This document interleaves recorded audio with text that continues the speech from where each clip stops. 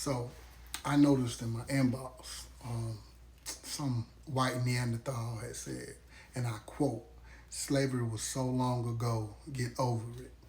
Which I find hypocritical because white people don't say that shit when it comes to the Jewish Holocaust or the victims of the 9/11 attacks. But that's neither here nor there. Let's just say, for the sake of argument, I agree with you. I mean, I don't, but let's just say I do. You Neanderthals act as if when slavery stopped, racism stopped. So I decided to put together a list of obstacles that have been placed in our way since slavery ended. And this ain't even half of the soulless shit white people have did. Okay, so after slavery, we had Reconstruction from 1865 to 1877. Blacks had voting rights, recognized citizenship, and even held office.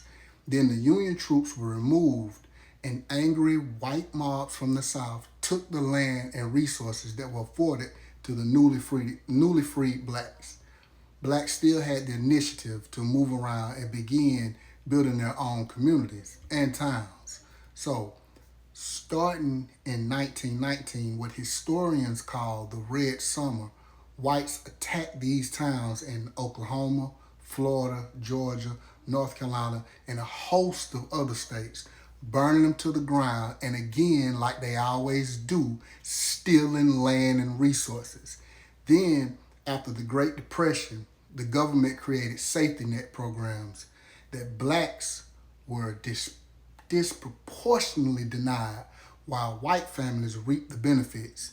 Then, from 1932 to 1972, the government experimented on black men, injecting them with syphilis to see how their bodies would react. Next, after World War II, blacks coming back from fighting, they were denied the use of the GI Bill, shutting out soldiers from housing and education. Next, the government began redlining black communities, stopping them from being able to get government-backed loans. Then came the urban renewal, where they displaced millions of blacks, leaving them homeless and nowhere to go. So then they came up with racial covenants, prohibiting blacks from buying or occupying land.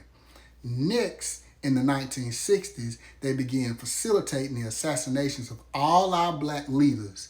Then, in 1964, per the Civil Rights Act, they officially ended segregation, which in my opinion was one of the worst things they could have done, because once black people were allowed to go into their establishments, they forgot to patronize their own establishments.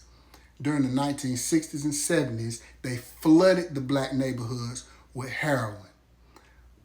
Because black people didn't have planes or control of a border to bring the shit into the United States.